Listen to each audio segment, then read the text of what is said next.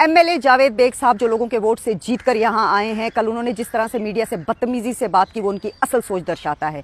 Media का काम है सच जानना, सवाल पूछना। अगर वो इन लोगों के साथ बदतमीजी से बात कर सकते हैं तो सोचिए आम आदमी के साथ किस तरह का रवैया ये इख्तियार करते होंगे। मैंने सिंपल पूछा सर, उमर साहब ने अपने मैनिफेस्टो की स्पीच में कहा, उसका कह दिया, चीफ मिनिस्टर से कह दिया अपना वजन देखना चाहिए, फिर इतने बड़े कमेंट करने चाहिए। नहीं सर, मैं तो सिंपल सवाल पूछ रहा हूं, अपना वजन देखना चाहिए, फिर उमर साहब के बारे में बात करनी चाहिए। इसलिए मैंने कहा कि मुझे जानते नहीं हो, इसलिए मुझे कभी प्रोवोक नहीं करना। Never ever dare to provoke me. Sir एक सवाल पूछना चाहूंगा मैं आपसे, जम्मू कश्मीर की हुकूमत, मैंने कहा never ever dare to provoke me again.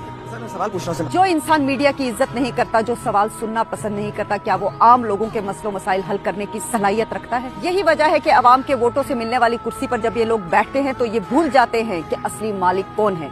अगर आप अवाम के चुने हुए नुमाइंदे हैं तो मीडिया हमारा जरिया है आपकी रिपोर्ट कार्ड हमारे सामने लाने का। अब आप झगड़ना चाहती हो और आप बेची की बच्ची की तरह है। असल में आपकी सवाल नहीं है, अब आपकी थोड़ी तरबियत कर देता हूँ मैं आपकी। नो लड़ाई नहीं करना प्लीज, मैं रोजे से मत करो। मैं भी रोजे से नहीं आप रोजे से नहीं, सुने आप छोड़ो आगे। अगर आप इन लोगों को इज्जत और जवाब नहीं दे सकते और अगर देते भी हैं तो अपने अल्फाज इनके मुंह में डालकर अपनी मर्जी के सवालों के जवाब देते हैं तो माफ कीजिएगा, इस रवैये को अवाम को रिप्रेजेंट करना नहीं कहते हैं बल्कि इस रवैये को दादागिरी कहते हैं। अब सवाल आपके सामने है दोस्तों कि क्या इनका मीडिया से इस तरह पेश आने का रवैया सही था या गलत, और अगर ये मीडिया से इस तरह से पेश आ रहे हैं तो सोचिए आम आदमी के सामने इनका रवैया किस तरह का होगा।